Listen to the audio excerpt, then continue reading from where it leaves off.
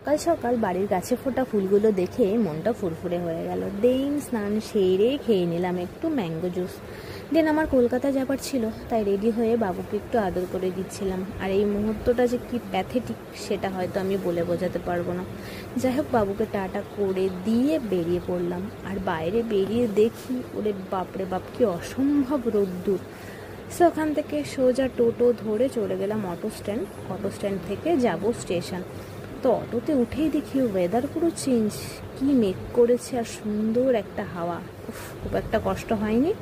দেন চলে এলাম স্টেশনে এসে টিকিট কেটে নিয়ে নাচতে নাচতে উঠে পড়লাম ট্রেনে। আর ট্রেনে উঠেই দেখি আমার পছন্দের খাবার। আর আমি ট্রেনে উঠলে না পেয়ারাটাই একমাত্র খাই। তো পেয়ারা খেতে খেতে সোজা চলে এলাম শিয়ালদা এসে বুক করে নিলাম র্যাপিডো। তো র্যাপিডো বুক করে সোজা হাওয়া খেতে খেতে চলে এলাম ফ্ল্যাটে। আর আজকে আমার জার্নিটা খুব একটা কষ্টদায়ক ছিল না। তো চলো, আজকের মতো এটুকুই, কাল আবার দেখা হবে।